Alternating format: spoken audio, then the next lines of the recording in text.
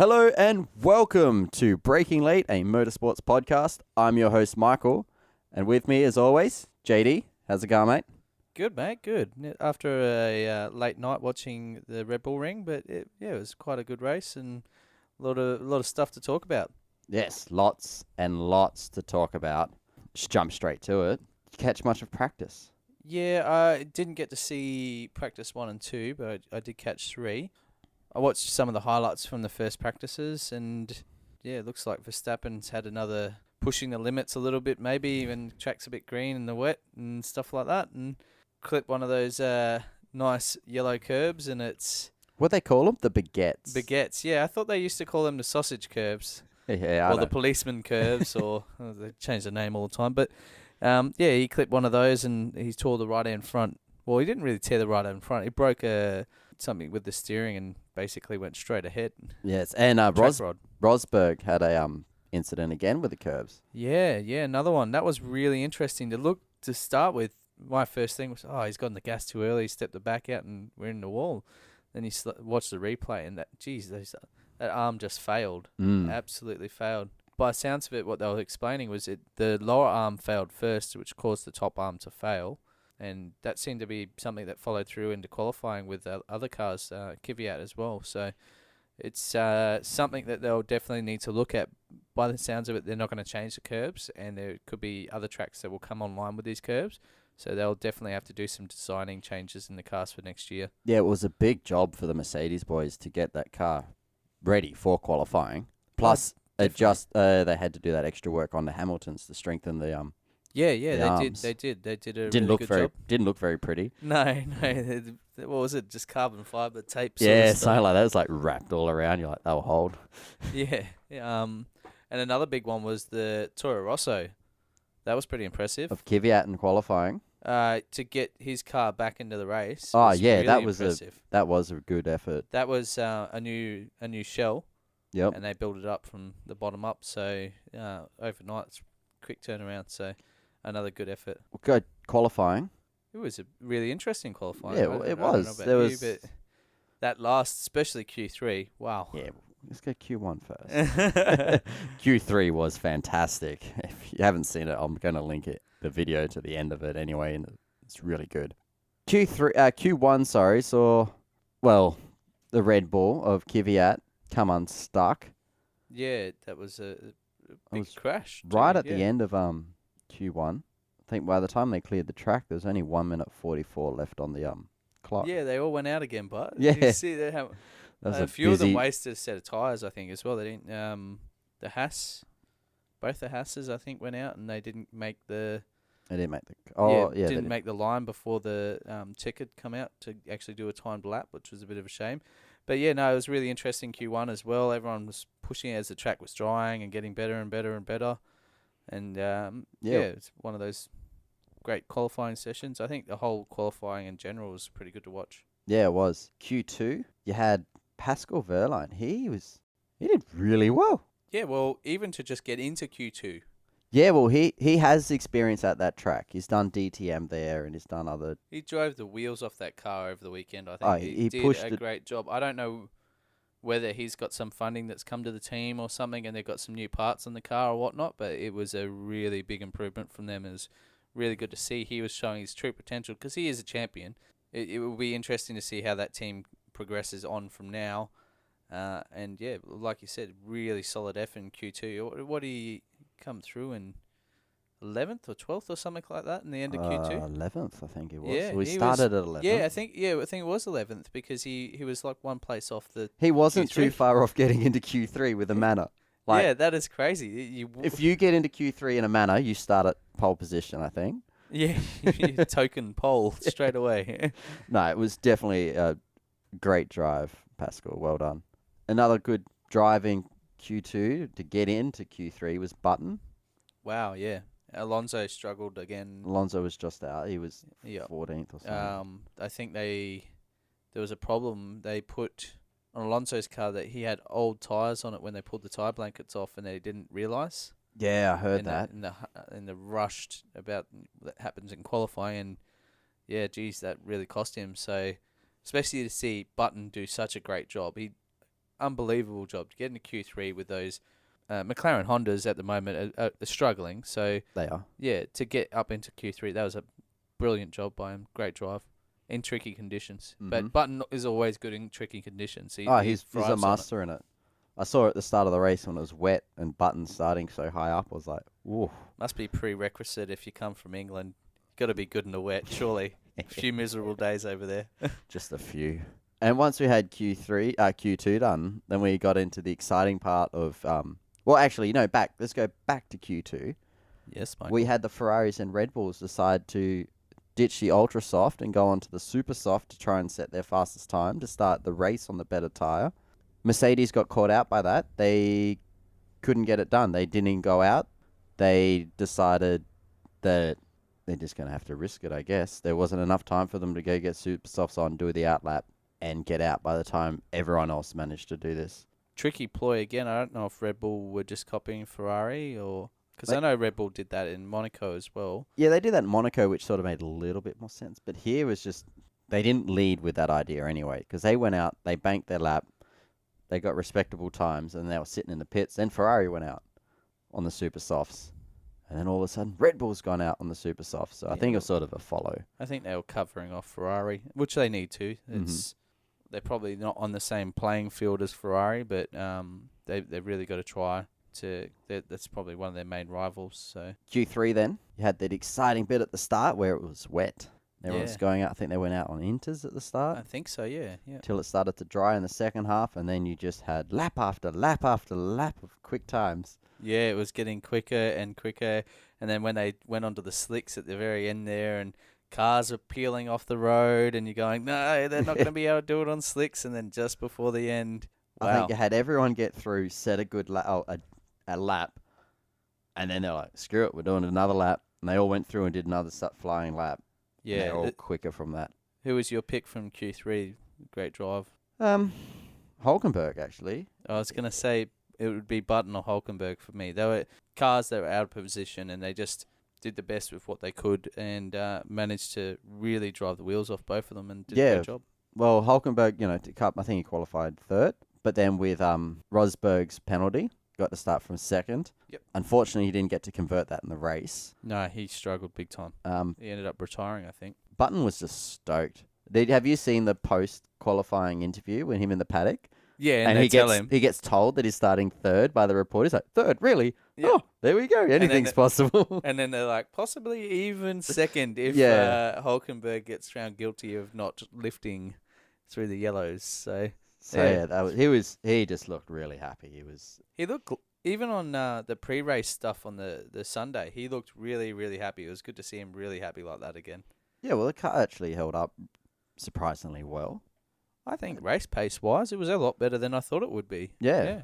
So we'll round out the top 10 in Q3.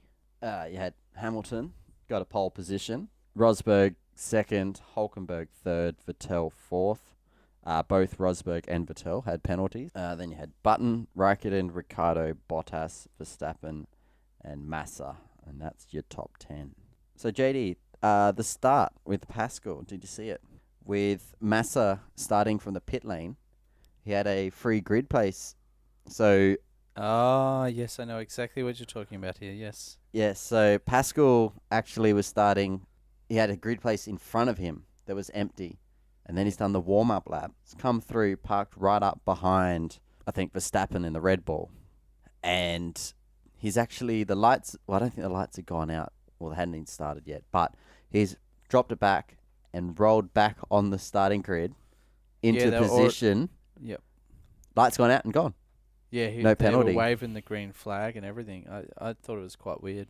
Yeah, I'm surprised there wasn't a penalty for that. But I think he came out at the end of the race and said that, I managed to get back into position, so there was no penalty. Backwards on the grid is not a good start. No, it's not a good look at all. And especially after the green flag's been waved, it means they're going into the start procedure. Maybe Charlie would have seen it and he probably held off in the start. Mm-hmm. Seen him moving, so...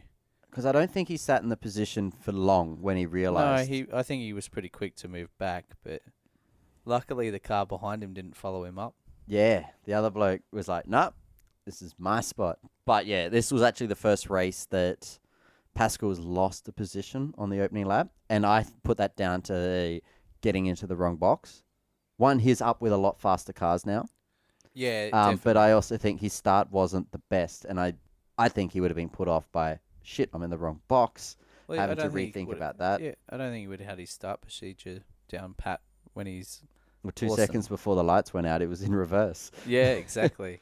Where they all would have been already sitting there on their pre-start procedure, clicking all their buttons away. But apart from that, it was a very tidy start. I don't think there was too much. There wasn't too much that went on. No, it was quite busy. Yeah, there was a lot of going passing, on. but there was But nice no and clean. contact. Yeah, it's amazing actually. You had Ricardo that just struggled to get off the line, JD. What was wrong with him? Yeah, he had some real issues there at the start. Some sort of engine mode problem, and he was harvesting when he was on straights and stuff like that, which was it hindered him for the first quite a few laps, and Yeah. he was just getting past left, right, and centre. Yeah, because I didn't really catch that watching the race live, and then I was just like, what's happened to Ricardo? I'm like, oh, God, it's another Webber start. Was it with Australians and just can't start? Yeah, no, Ricardo doesn't normally have that problem either. It's yeah. So listening to something after the race, and basically, yeah, he come out and said, "Oh, I'm not sure what happened, but we were down on power, and yeah, when they're going down along that straight, the cars would just breeze straight past him." He said, "I was defending from when I exited the corner because I As was soon as down they on pulled power." up next to him, it's just like, boom, gone. Yeah, and see you later. They're just driving straight around him. So it's got to about, it was a lap 29 or something, 27 in the race. I think lap 27 just started, and then you had that big incident with Sebastian on the straight. Yeah, that was another That was one. scary. Yeah. That was. Yeah, especially when he rolled back after he'd hit the wall and rolled back across the track. Oh, because it's like the track's not that big. It gets very congested. And to roll back on the main straight, Yeah, cars. you're coming in lucky he didn't get, like, he just had a big enough gap to pretty much, by the time he went past, I think the other cars had gone around him. Yeah, they had to dodge him sort of as he rolled back around, come to a stop. And that rubber went everywhere. That exploded really high. Yeah, it did. It did. Because I think It was Ted amazing. was talking on the telecast about it, and he said it was just this loud bang that you just wasn't expecting, and then just like rubber shrapnel in the Yeah, pit what did lane. he say? It went as high as the bridge that goes over the track. Well, you can see it would have easily gone over that. If I can find a video of it, I'll link it in the show notes so you can see it if you didn't watch it. But this tire just explodes, and it's just pieces of tire just launched. It was out of shot, and you can see the bridge in the on the shot because of the top of it. So I think it's like Fly Emirates or whatever. There's rubber going above that. Yeah, it's amazing. He did well to sort of keep He almost under held as it. controlled as it was actually. Then when it started to blow, he sort of had it, and then he sort of overcorrected, and then it was all over. But this was something that I was thinking watching the race. I'm like, everyone pretty much had pitted at that time. Like, there was a few guys that were still out there, but all your front runners had pretty much pitted. And I just think, maybe we know the answer, but Ferrari just left it too long. Yeah, Should have they come in the lap before? If they come in the lap before, I think they would have still been in a pretty decent spot. Like, yeah, right, because it's about 24 seconds you lose on this pit stop.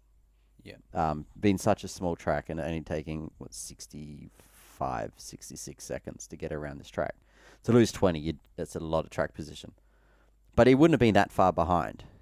No. But I guess Captain Hindsight's a great thing, isn't it? Yeah. They didn't expect the tyre to go. I guess Pirelli come out very quickly. I think was a bit reckless of them, to be honest. Saying it was a puncture and then...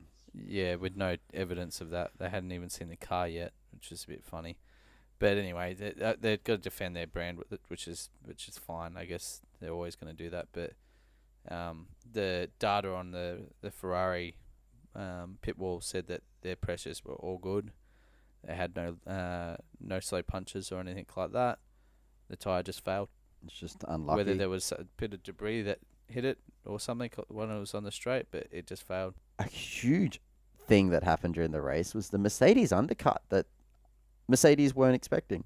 Well, one half of the Mercedes garage was expecting it, and the other half was quite surprised. Well, it was clear past Lewis to begin with. He was asked if he wanted to pit, and he said He no. said no. So Rosberg got right away then, Mm-hmm. and so he pitted, and then it was really odd. They left Lewis out there for too long. I think his tyres degraded, and Rosberg was just He was Nico powering through. Yeah, powering through. He's doing great Unfortunately, laps. still he only had one set of softs, and And that's true. all he selected. And I- that's exactly true. That really hindered them. Yeah, I saw the tyre selection a couple of days before the race when the Formula One or Pirelli put it out on Twitter or whatever. Yeah, Hamilton selected two set of softs, and Rosberg only one, and that was the only difference. I think they got an extra set of super softs. Yeah, it was just, I don't know. The track really degraded tyres. They didn't get the life out of the tyres like they were expecting. Yeah, and that's something we probably should have talked about as well. Is what about the temperature difference over the weekend? It was hot Saturday. Friday was Cold. amazingly hot. Saturday was amazingly hot, and then Sunday, I think the top temperature was like 25 degrees or something like that. It was really cold. Everything that the guys had learned Raining over and that everything. weekend. Everyone was wearing gone. jackets. It was amazing. I couldn't get over how much the temperature had changed overnight, basically. I was watching a couple of the GP2 and the GP3 races earlier in the day. I thought it was going to be a wet race for the Formula One. Yeah, well, I think I turned it on at 8 o'clock local time. Which is about an hour and a half before the race started. Yeah, when they first started the pre-race. Yeah. Yeah, it was wet. It was raining. I was like, ooh. That's when I was like, go Button, you old bastard, you can do this. I had my fingers crossed for Button and also for Ricardo and the Red Bull boys. I thought this wet was gonna weather's the suit them. easiest way to like even it up with a Mercedes. Neutralize power. You can't use it. You can. It just spins your tires more, but you don't go faster. yeah, exactly. Did you hear much of the commentary about the Rosberg and Hamilton incident when this is the first one, the pit stop, when Rosberg got in front, and then everyone's like, oh, well, they've all got to pit again. They've got to do one more stop. They're not going to get to the end here. And then the Sky commentary team were just like, well, Mercedes have to let Hamilton pass.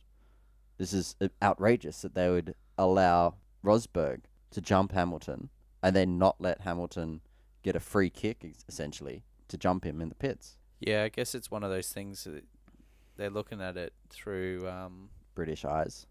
Oh, yeah, and also without all the facts, I guess, as always, it's, we can sit here as well, do the exact same thing. Hamilton made his choices. I think he was trying to stretch his stint out, and he thought that was the fastest way to the end. And then Rosberg did the opposite, and sort of went early on the tyres and tried to make it through that way. And Rosberg had to do something. He started from 6. He was back in the field. he did a great job, actually. He did. He did an amazing job, I reckon. Up until the last lap, I thought, this is a drive of a champion. He's managed to pull out starting from 6, and Hamilton would have been out in the front of the race, the whole race pretty much. It was only Vettel or something in front of him. And then he's come in and pitted going, all right, cool. And then to come out and have your teammate, which started 6 grid positions back, be out in front of you, and he's like, oh, he's already done his stop. Yeah. You'd be like, what the fuck? Yeah, I don't think he would have been that happy about it. And he wasn't. He wasn't. And then after the second pit stop, Hamilton got put onto the softs, and Rosberg got put onto the super softs because Rosberg didn't have another set of softs. Yeah. Hamilton's on the radio going, why is he on a softer compound? Like, what the hell? And they're like, this is the fastest way we believe, Lewis. This is the best way to the end, yeah. This is the prime strategy. And it was. It was one lap better than the super softs. Well, did you see the super softs? I reckon 3 or 4 laps from the end looked pretty haggard. They were marbly and grainy, and just the colour of them did not look good. They weren't looking good on, if any time they did a slow-mo or anything up on the tyres, they just looked crap. Where Lewis's tyres on the soft looked great. Oh, they did definitely. The softs got a huge life out of them. It was a much more consistent tyre. At the start, I was like, "Oh, is this one-stop territory?" But they weren't going to last one stop. Michael, what do you think of Max's long stint? Yeah, that was really good. He pitted on lap 15. Yeah, it's amazing to think that those tyres, after Vettel failing after doing 30 laps, and then to go and do 56 laps on a set of softs. I know it was different compound, but it was still unbelievable drive by him. He did a really solid effort to just keep that car on the road. At the end there, I can imagine it would have been driving on ice. Yeah. I mean, it was lucky that there was that incident ahead on the last lap, but still, a mature drive, like a young kid. Yeah, very strong effort. Still managed to keep that car going. with those old tyres, which I imagine will be absolute cactus at the end of that race. Yeah, he did a really, really strong effort. I'm really impressed by it. I I thought he was going to pit before the end. Yeah, We I got that's what 10 I laps thought. out, and I was like, You're ooh, like, oh, this is how do you make sacrificial. 24 seconds? Is he going to be that much slower over the next 10 laps, even if they do degrade? It's a hard one. And then he managed to stretch it out, and they didn't fall off the cliff, and he managed to get Make to the him end. work, And yeah. wow, podium. And yeah, podium for Max. That's pretty good. Like he backed that up. Well, it was not back to back, but a few races after he's managed to come out and get a second. Granted, this one was kind of luckily given to him, but either way, I still think he was pretty much on for a third. Yeah, it's a really strong effort. I didn't think he'd be able to hold the Ferrari off. No, I Kimi. thought Kimi would have him. Yeah, we were texting during the thing, and you made a big call. I think we were 15, 20 laps Yeah. out, and you said, "Oh, Max could be on for something here."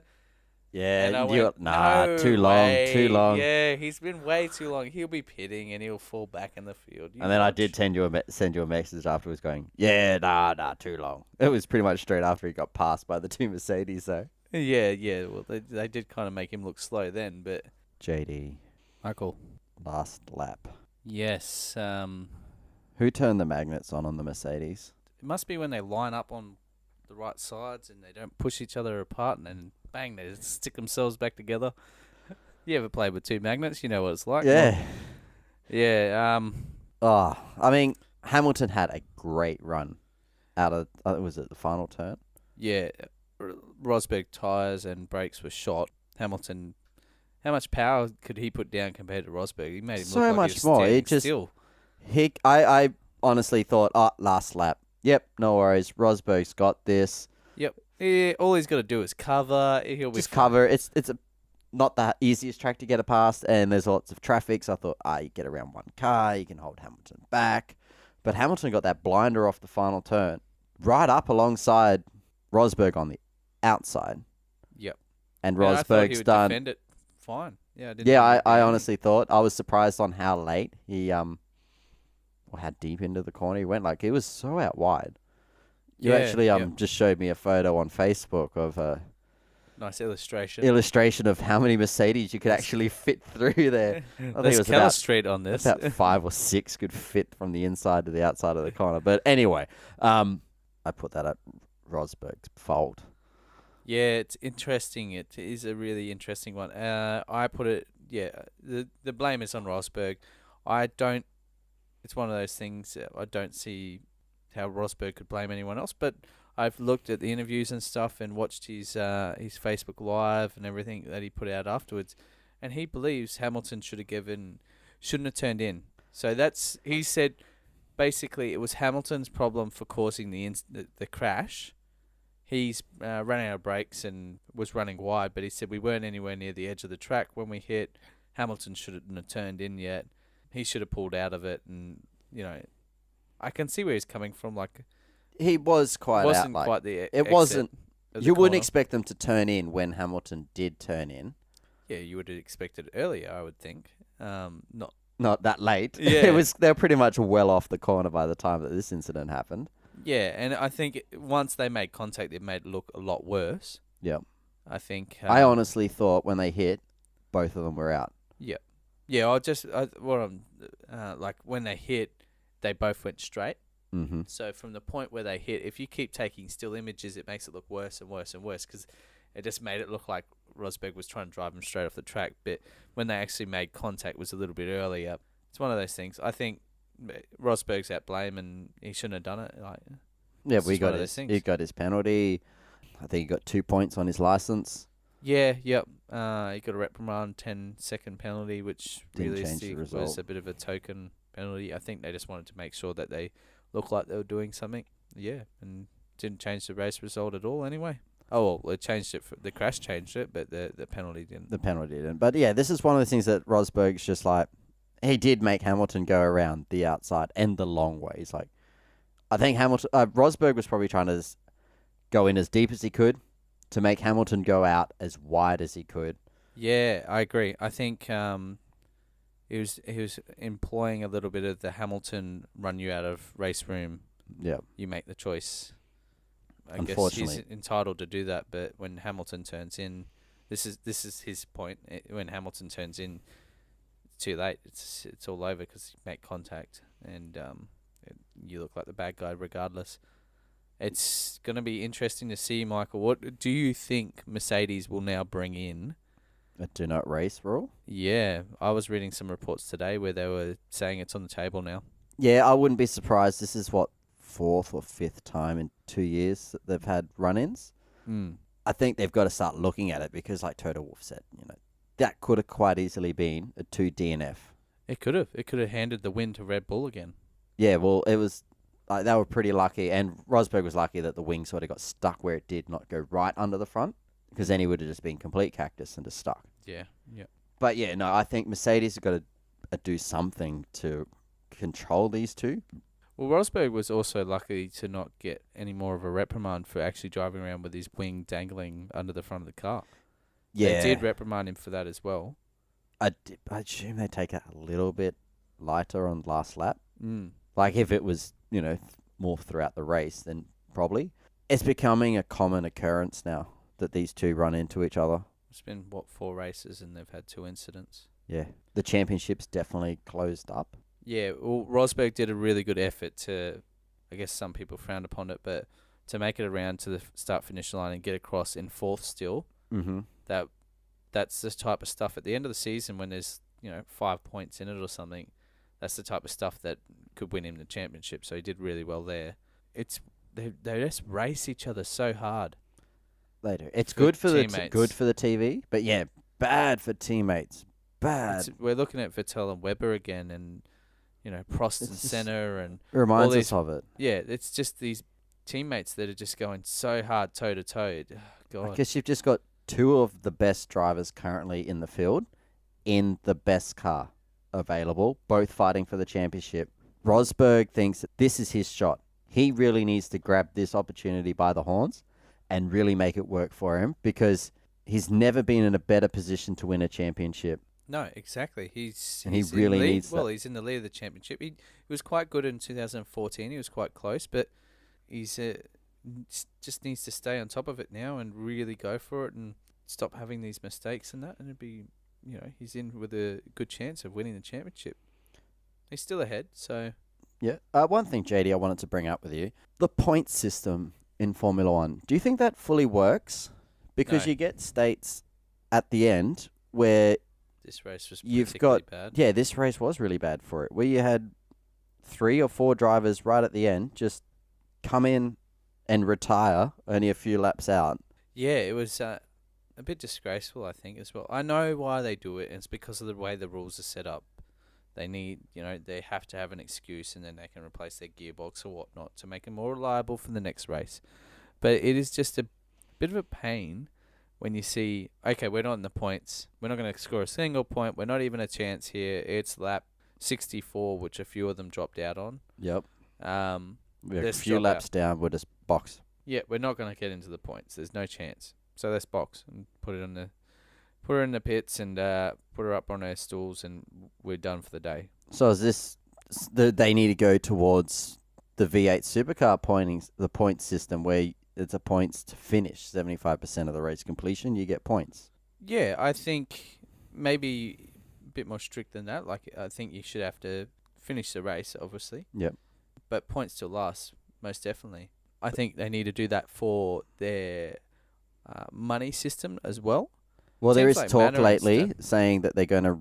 Well, they're looking at redoing the payment plan. Oh, it's a joke, really, in Formula One. You've got big teams that have big sponsors that definitely need the money for the point system. Yep. Versus teams that have no sponsors that could really use more money from the FOM. I think it needs to be it a needs fair... to be changed. We need more competitive teams in F1. We don't need just a few competitive teams. I want to see, like Pascal Verlaine, what a drive he did on the weekend. It was, I think, one of, or if not the driver of the round. Yeah, he did an amazing job qualifying. He didn't just pull out one lap. He pulled out a couple of good laps. We pulled out a really good lap in Q2. Yeah. Or even Q3 to get out of Q2. And he was in no threat at all of falling back into the drop-off zone. Yeah, he was miles up on everyone. So He did a solid effort, and then I think they were maybe banking on a bit of rain in the end of the race when they Yeah. went on super softs He again. was quite vocal, or at least the TV coverage kept cutting to him going, I have rain on my window, or rain on my visor. I see rain here. It's like 3 or 4 times. I was like, yo, get it, Pascal. It's wet. Cool. Yeah. The podium, Michael. What do you think? Oh. All right.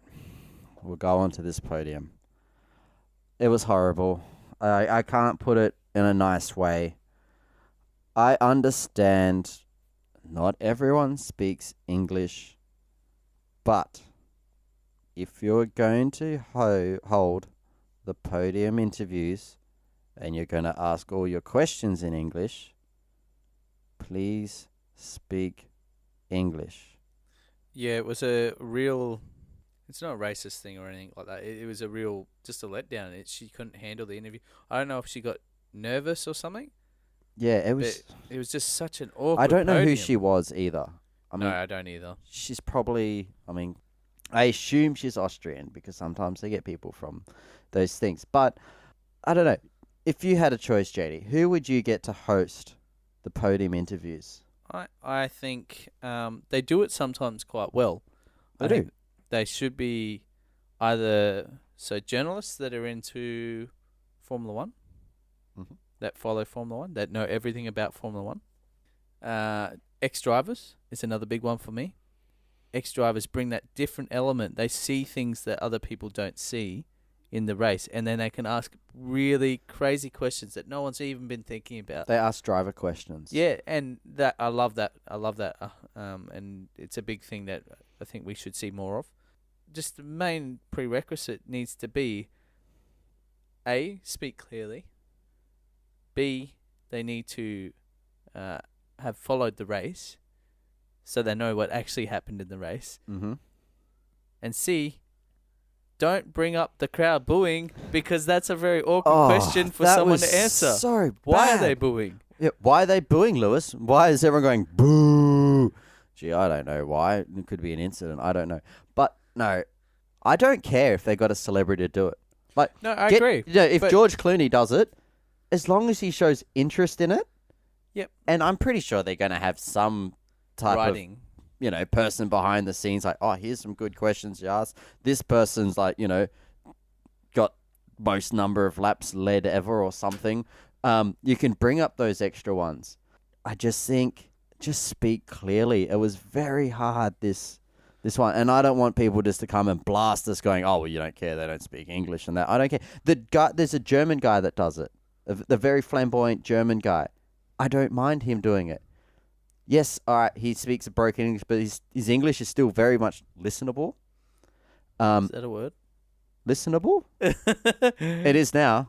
I made it up. Okay. From now on, it is. He Continue. is quite into his Formula One, so he still asks the good questions that you want to hear answered, and he does a really good job with it.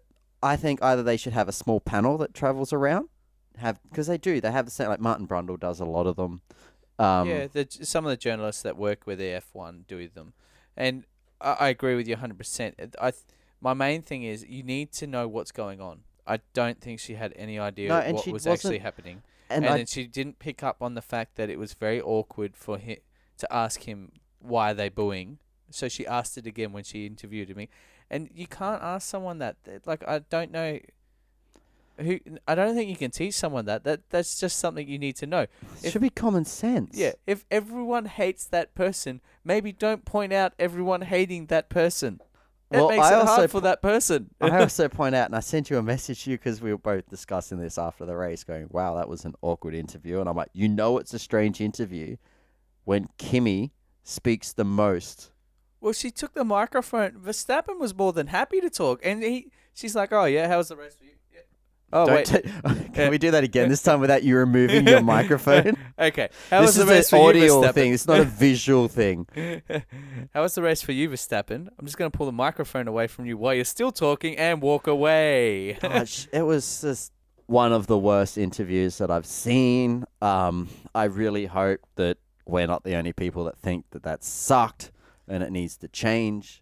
Yeah, I hope that doesn't happen again this season. It's a real letdown. Well, we'll be going to Silverstone next, and That'll be a Brundle or something, surely, or they're definitely an English Brundle. person. Who else? Who else? Is there any other English people around? I reckon there might be just one or two, especially in Just- commentary alone. Yeah. But yeah, there'll be a Get next Ted. Formula One Let driver. Ted do it. I want I to see think Ted asks some wanna of the see best Ted questions. Kravitz do. Yeah, We he should got start the a petition. petition. Someone go on to change.org and get a petition for Ted to do the Silverstone. Oh, it's a bit late for Silverstone, but to do this podium interview. I honestly, I enjoy his notebook and also his little bits, his tidbits that he puts in for all the broadcasts and that. Oh, One of the I best- respect a lot for listen to everything he says. He tells it pretty much how it is, and he explains it in layman's terms a lot of the time too. Like, he's really good at explaining to non-racing people what's happening. Yeah, and I also think he's the one down there in the. We were talking about this before with the interview with Toto Wolff. Toto Wolff. I think Toto needs to handle. Like, I understand he's just had a major incident in the Mercedes team, and he needs to handle that, and he's under a lot of stress, and there's a lot of stuff going on. But first and foremost, that team is a publicity stunt. Well, not publicity stunt. It is a publicity thing for Mercedes, and his job is to advertise Mercedes. Yeah. He needs to handle himself properly, not lose his temper. I don't think he lost. He didn't lose his temper as such, but he was Well, definitely he walked didn't. away Yeah, he did, but mid-interview. I mean, I'm not trying to belittle what you're saying, but he's just got to go through a lot. He's trying to work out a lot what's going on there. If something's just happened, I know these guys are getting paid quite handsomely, and their job is to deal with the media. But Yeah. you've had something like that just happen, and then you've got to. I don't know if he goes down to the podium celebrations for Hamilton at all, or if he tries to start looking over the data. But he's got a major incident to try and work out all within a few minutes of this happening. He's got people coming up, asking him questions. He's like, I don't have all the... Maybe you should just go, I don't have all the data available. And I agree with you 100%. I'm not saying that he should give them all the facts or anything like that. I think he just needs to bring it down from a 15 out of 10 to a 9 out of 10 and say, look, we're not happy with the outcome. We're going to go back and review it. I have no further information for you. We've seen as much as you've seen, and we're going to go back and have a look and see what really happened. Yeah, instead of going to Ted, you don't know what you're talking about, and walk off. You don't know the facts and walk off. Like, that's not constructive. Ted is asking questions. Ted knows exactly what happened. Yeah, Ted's not asking questions for Ted. Ted's asking questions for us at home watching the race. Exactly, and it was poorly handled, I think, and understandably he was in a very intense moment of the year, probably one of the second most intense moment of the year for them, and it's a real shame. I think this is the strange part. I think Lauda handles himself better than Wolff Lauda does. straight back called it. He's like, that was Rosberg's fault. Yeah, Lauda tells it how it is, but he's also willing, if he says it's wrong, he's willing to take that back later. But I think it's more constructive from a viewing perspective, the way that Lauda does it. So we've got Silverstone coming up next weekend. We won't look too far ahead, just because lately our predictions have been well off. Shit just keeps happening. All right, Mercedes 1-2, and there will be Mercedes 1, Ferrari 2. I'm thinking Mercedes 1-2, and there will be whoever qualifies it, whoever gets the turn 1 first will win the race. V8 supercars. It seems like a long time since we've seen the V8 supercars. And they're at the Townsville 400. Yeah, we've got the Townsville 400 coming up this weekend. So, before you read our list, we spoke earlier about HRT being good at Townsville. We have covered this off before, yeah. What do you think? Do you think they will be all right, or you think they're going to struggle? Because at the moment, throughout the year, except for Clipsal, they've struggled. Now, very, very interesting. History says they'll be strong. I think they'll be back. Their cars haven't changed much. they're still pretty useless everywhere else. So hopefully they're strong here. They've got different engineers this year. I don't know whether that'll help them or not. Maybe it'll hinder them. I'm not sure. Someone who will be racing at the Townsville 400. They won't be in the main game. And there's someone that we actually did get to watch up here the other weekend. And we're actually kicking ourselves that we didn't discuss him. It was about a day or so after the episode went live, and JD comes to me. He's like, "Oh shit, we didn't talk about Bryce." Yeah, a mate of ours from up here that raced go-karts with us. He's moved on into the development series of V8 Supercars, and he's doing quite a good job for only his second season. So if you don't know, it's Bryce Forward. Yep. He's a local boy up here. He's 16 or 17 now. 18. 18. They grow up so fast. So he's 18. He's racing in the development. He was actually racing was he in the Commodore Cup? Yeah, he was in Commodore Cup up here, yep. Yeah. He's in a car that was about 2 to 3 seconds a lap slower than the IP guys. Yeah, and then Yet he finished third. Yeah, he drove the wheels off it. He was catching. And what you were saying that you spoke to him down at Hidden Valley, and you're like, "Oh mate, yeah, you're going all right." And what did he say to you? Yeah, he was pretty amazed that he was doing as well as he did, because in qualifying, he had a lack of rear brakes, essentially. Was that also throughout the race as well? And in race 1, he also had a lack of rear brakes. They hadn't resolved the issue, and so he still managed to come home 4th overall. Well, I'm glad it was him trying to pull up the Commodore at turn 1 with only front brakes. yeah, he did an amazing job. And then as soon as they got rear brakes on the car, he was up into 3rd in the second race. Yeah, he's doing really well. And he is someone that definitely look out for. Yeah, looking out towards the future, he's a future V8 supercar driver. So, get behind him. And Is he signed with FPR as a development driver? He is with Matt White Racing. Yeah. Which use a lot of FPR gear. I think he does have PRA on his race suits and stuff now, so I'm sure Bryce has an affiliation somewhere there. But I'm not sure, to be honest, 100% whether he's signed with anyone as a development driver or not.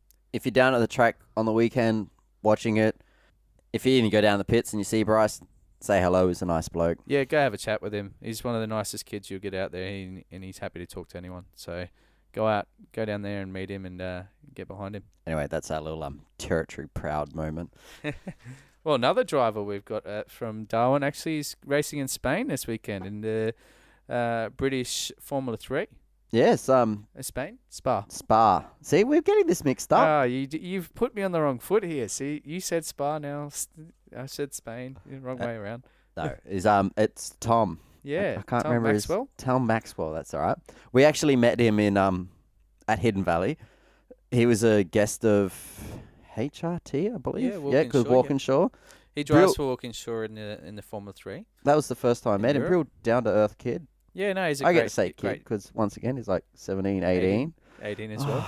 You're just walking around these kids. It's like I remember ages ago the Formula Fords or Formula 3 or something come to Darwin, and I was walking around the pits, looking at them, going, I can't see any of these drivers. Like, where are all the drivers? It's like all these kids around. And then I worked out the kids are driving these cars, and then I was very depressed and went back to the Shenanigans Hill. I'm like, well, I'll do something these kids can't do and drink a shit ton. Yeah, it's definitely to push forward in motorsport. You always got to keep be young. Yeah, and moving forward while you're young, it's just one of those things. It doesn't wait for nobody, so you got to get into it and progress up the field.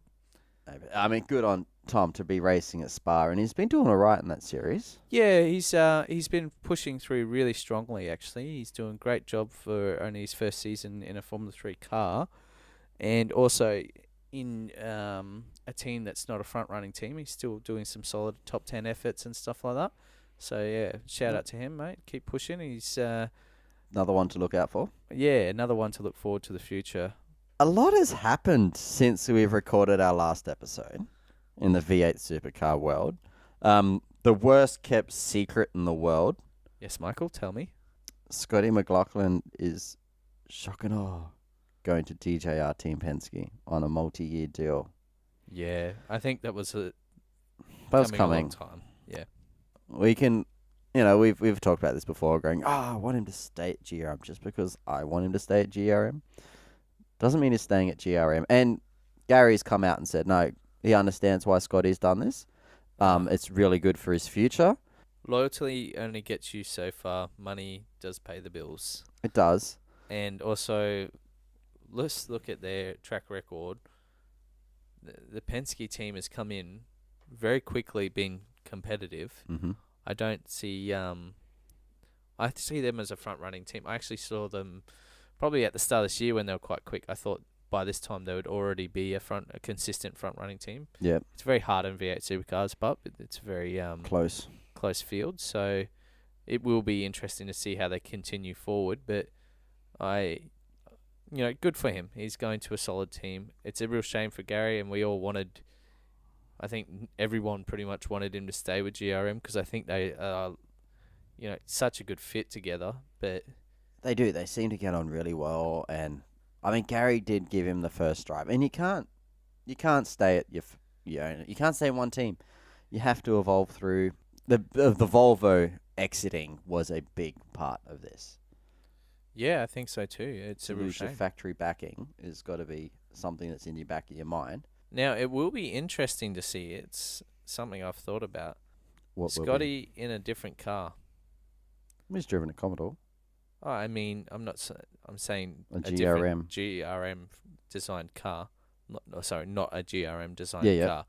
He went over to Sweden and drove the wheels off the car over there. Do you think maybe he's dragged the GRM Volvo higher up the grid than maybe it should have been in some cases? And do you think now he's going to DGR Penske that maybe he'll be even more competitive? Yeah, well, I definitely think Scotty McLaughlin is a driver that can pull a car that's not a front-running car up to the front. He's definitely that type of driver. He's a driver that can get more out of the car than your average driver. Yeah, I think he's sort of how they used to put it for Lowndes, like he can drive around a problem. Yeah, and this is something the reason why the car and drive around that. When Scotty's driving the 33 car, and it's up the top of the grid, the 34 car's at the back. Yeah, I think that's also development, but yeah, I agree. It's I just think Scotty's that type of driver that can get that bit of extra out of the car, and I think when him going into the GGR Team Penske Falcon, he's going to be good. I think he'll be competitive. I don't think he's going to be the driver that takes too long to adapt to the changes. Give him a couple of races, or at least a couple of testings and what have you. I'm saying I'm not expecting to see him at Calypso next year come out of the block and just clean it up and win. No, I agree. I think he likes. But if he wins a couple of races next year, I won't be surprised.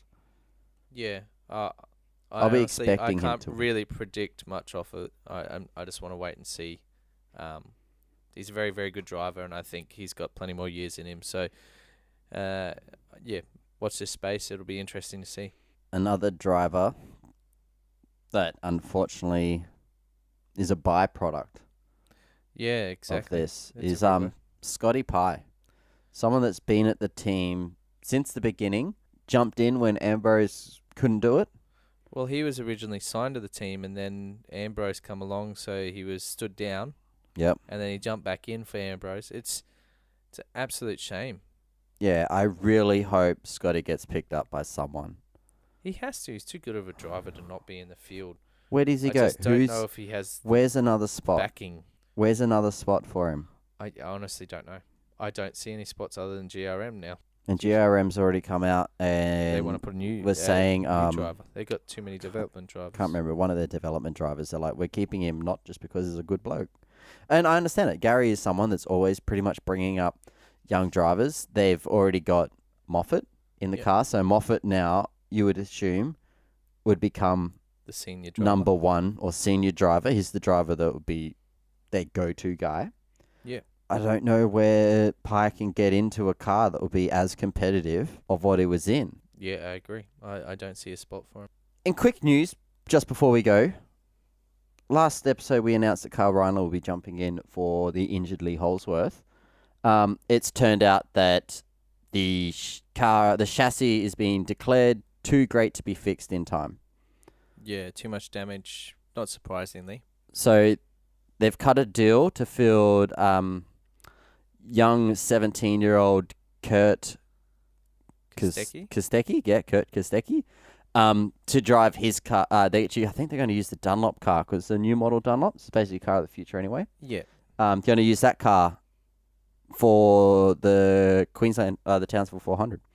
So he's going to become the youngest V8 supercar driver at the age of 17. Yeah, it's pretty impressive. Amazing effort from them. Yeah, I think it'd be really good. Good luck to him. Hopefully, he doesn't have to prove anything. No. Obviously, he's just out there to get some laps under his belt and feel out the big league. But yeah, it's a really big opportunity for him. It's yeah, there's not much else I really wanted to say. I just wanted to say, well done, and I think it's fantastic. There is one thing that I actually wanted to talk about before we go. Now we're on the Lee Holdsworth topic, actually. Erebus, Betty, not happy at all. No, you showed me what she's been posting up on Facebook. Yeah, I tend to agree with her, and you even made the comment to her actually at the V8 round. Yeah, I did, and she seems to I can understand why she's pissed. Do you want to tell the people what we're talking about here? We're talking about the safety cells, and I think as of today or yesterday, the news broke that DJR Team Penske are starting to work on this NASCAR cell. Yeah, safety cell for the driver. Yeah, it was yesterday. The Telegraph in Sydney, I think it was, ran a big piece on it. Yeah, ran a 2-page piece that basically was hailing that Penske's here to save the drivers, and they're going to make this new cell that's going to make the drivers so much safer, and Lee wouldn't have been hurt as badly, and neither would have Chaz last year. Which is a load of shit. I mean, all right, their safety cell could do it, but DJR Team Penske aren't the ones that... They're not the only people to come up with something like this. No, Betty's been running it since day one. She's actually got the rights to this as well. If you look up, Mercedes e-cell is something that is copyrighted by Mercedes. Yep. They do not let any other manufacturers use their cell. But Betty has actually brought the rights for the right-hand drive, so the Australian version, yep, and modified it all and engineered it all so it fits into a V8 supercar.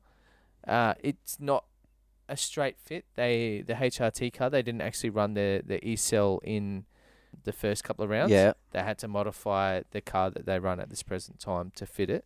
But it's all fitted in now, and it all fits perfect, and there's no problems with it at all. And she's offered 2 V8 supercars and all the other teams to sell it at cost. Yeah, so she's happy to sell at cost for the manufacturer of the e-cell. They're not a cheap thing, but safety never is. Yeah, you can't put a price on safety, and it's just something. She's livid with this because they've come out with this huge story, big publicity thing for GGR that's going to be the savior, and she's been pushing the e-cell since she got in. She's been asking because she owns the legal rights to it. Yep. The right-hand drive version, so she is allowed to do this.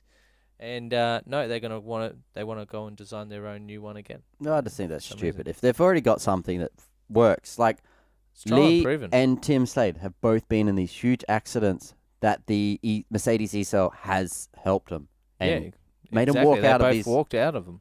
Yeah. And look, I'll try and find this if I can get. I don't know if she's going to keep the post up for so long, but she did write up a big post on her Facebook. Might get JD to grab some screenshots of it or something, and I'll put it in the show notes. But she's not happy, I can see where she's coming from, and yeah, it seems to be like everyone at the moment's like, oh, we have to impress Roger, we got to keep Roger. If Roger's got this new thing, let's use Roger's thing. Why can't we use Betty's thing? Yeah, it's already there. It's ready to go. It's there. It's ready to roll out. I don't want to get too much into this right now because it does fire me up a little bit because I'm always thinking, it's here. It's going to fix these issues. Well, we've talked about I've had this rant last time. Yeah, we talked about it for a long time. And it's true. It's true. And I think that's why Betty's so angry about it, which is understandable. Looking forward to some good racing in Townsville this weekend in the development series and also in V8 Supercar main game. And looking forward to Silverstone. Yeah, I am.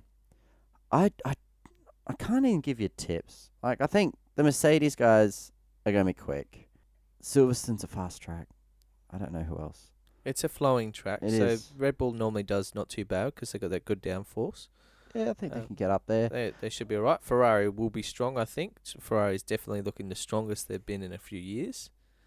So I think it's just going to be between there's going to be those guys. There's going to be the usuals up the top. Yeah. As for the V8 supercars, I don't know. Well, I would like HRT to win. Ooh, yeah.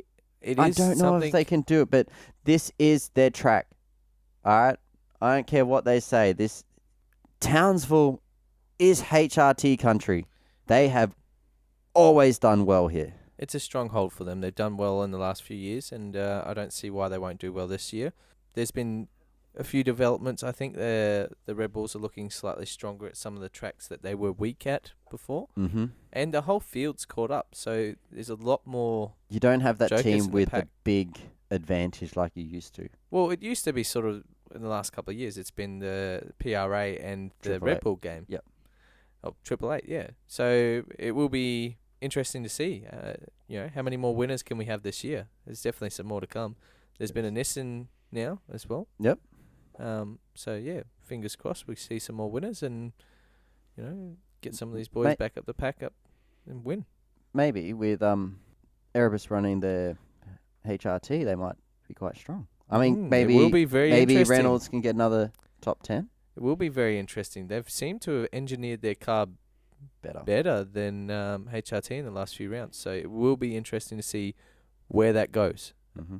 Whether that means they're going to win the race or they're just going to qualify better and race up the front of the field. We never know. It's another street circuit, so it throws all those curveballs at you. And quick other motorsport news. Your mate. Oh, Buemi. Yeah. Yeah, what a legend up there He's and now Formula a E champion. Formula E world champion. Now, I don't watch much Formula E. I'll watch the races that I find on YouTube or any other streaming service. I can't say I go out of my way to watch them live, but I did read up a lot and watch a lot of the release when Formula E first got announced. Now, I think this is something that's quite interesting and has a lot of potential. Like their tracks, have you seen many of their tracks that are built inside cities on streets? With, there's some pretty. They like to do hairpins on themselves. It's just like.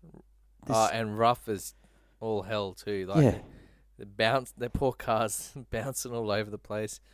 So if you're not aware, Formula E is full electric cars. Like this is the most craziest start you'll watch because you will see them on there. The lights will be getting red and they'll be like, and then they go off and like. And that's what they sound like. And then you want to see a pit stop. They come into the pits, and the driver jumps out of the car and jumps in another. It's like MotoGP. They change vehicle and then take off again. A pit stop's about 30 seconds. Yeah, it's an unbelievable. But it's not even a pit stop. Like go into the box and go. It's pull into the garage, which is generally a tent. Get out of a car, run a couple of meters, get in the car, reverse out, and go. But they're planning, I think they want to, by their 4th year, to have one car that can do the full distance. Yeah. There is obviously they're waiting on development of batteries to hold enough charge and stuff like that, and I think they're moving towards that quite well. But it seems to be taking off quite well. Like it's through a lot of countries. It's some very interesting racing, and there's some big names in it. Quite a few ex-Formula 1 drivers, and also you got like Bruno Senna racing as well. Yeah, and you've also got Prost's son and that. Yeah. You've got ex-Formula 1 drivers' sons and stuff in it. It's quite a good watch. So yeah, if you're not into it, I'll find a race and I'll link it in the show notes. Check it out. All right, so we're just going to go over our competitions we've still got going. Well, one of them we still got going. Yeah, one's concluded now. Yes, the poster, name the drivers on the poster has kind of gone off to a point that we're willing to go, congratulations, Jake. You've got enough drivers to win yourself a hat. Yeah, solid effort, mate. Solid. You missed 5. Yep. 5, mate. Come on. There was one on there that wasn't on the list, I think, as well. So we'll go through the 5 drivers. Oh, let's go through. JD, read out the ones that Jake got.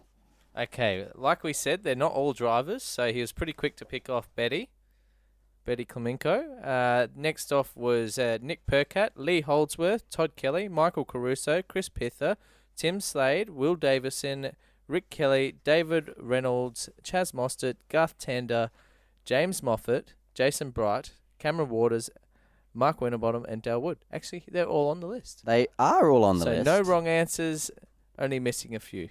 You missed 5 correct answers, and they were James Courtney, Aaron Russell, Tim Blanchard, Andre Heidengardner, and the wild joker in the pack, Jason Bargwanna.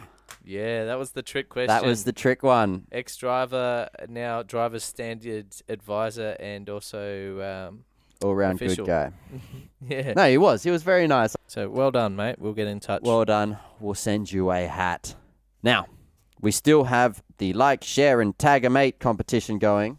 The competition. So, we will post up a episodes post onto the Facebook page, which should read along the lines, new episode, episode 5. Let's be honest, it's probably going to read Red Bull Ring 05. Mercedes Blunder. Mercedes Blunder. Whatever we name the episode. As you can see, we're not very creative with naming our episodes lately. Anyway, so we'll post up an episode link. That's the one you have to share and comment your mate in. Like the actual page. Share publicly and comment a mate in the thing. And we'll probably run this for this episode and next episode. And then we'll work everyone out. We'll see how much it's, whether it's worth going off yet or not. Because this is good. This is good shirt. It Like- is. It's quite a nice shirt. My wife actually bought one for herself. She did. They're a nice shirt. I think that's it. Thank you for listening. Yep. Remember to hit up our Facebook and Twitter. Yep. We're at the @breakinglate_FM. And if you want to shoot us through an email, we're breakinglate@gmail.com. And if you haven't found our Facebook, we're facebook.com/breakinglate. Thank you very much. Thank you. Talk to you later. Bye.